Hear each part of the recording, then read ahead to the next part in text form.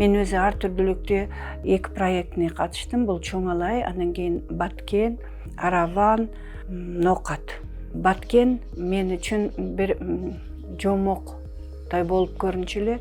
Ошо ар түрдүк проектисинин аркасында биз Баткен менен толук таанышып, Баткен өрөнү менен, Баткенде килем токуучулар менен олордун килем токуп аткан сүрөттөрүн тарттык. Баткен өрөнүндө апасы кыргыз, атасы тажик үй бүлө менен тааныштык. Алардын балдары менен тааныштык, алардын турмушун көрдүк. Бул да өтө кызык болду. Мен Кыргызстандын табигаты менен сыймыктанамын. Жана адамдары ошо табигаты кандай сулуу болсо, ошол табигатта жашаган адамдар деле ошондой сулуу деп эсептеймин. Жана өзүм сүрөтүмдө ошолордун жан дүйнөсүн чагылдырганга аракет кылам. Биринчи жолу барганда мен мына жумус ушул бул жумус мына себет көтөрүп турган келин Тулпар көл жээгинде турат. Тулпар көл бул Памир тоонун алдында ошондой сонун көл бар экен, өтө бийикте, 3000 километр бийиктиктеги көлдөрдүн бири.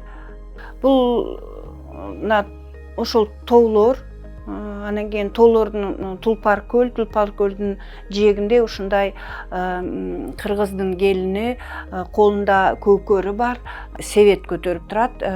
Көкөр биз билебиз, бул суусундук куюлатын ыдыш кыргыздын молчулукту билдирет да негизи. Анан экинчи жолу барган кезде биз пленердик жумуста ошо Памирден көчүп келген кыргыздардын айылына барып, ошолордун портреттерин тарттык. Бул жерде мен ошо кичинекей кыз Памирдик кыргыздын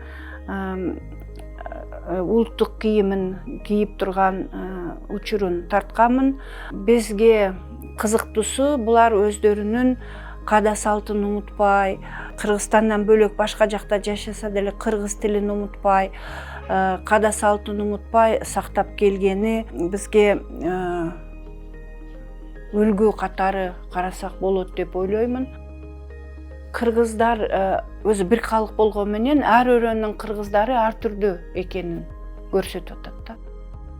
Ар түрдүү болгон менен баары бир кандайда бир бириктиретін руханий дүниелер бар екенін деле билип атабыз да. Кыргыз жараны деген, жаран деген өзү бул патриоттук сезим деп ойлойм да. Кыргыз жараны болгондон кийин ошо Кыргызстандын туун өтө бийик көтөрүү ар бир жарандын міндети.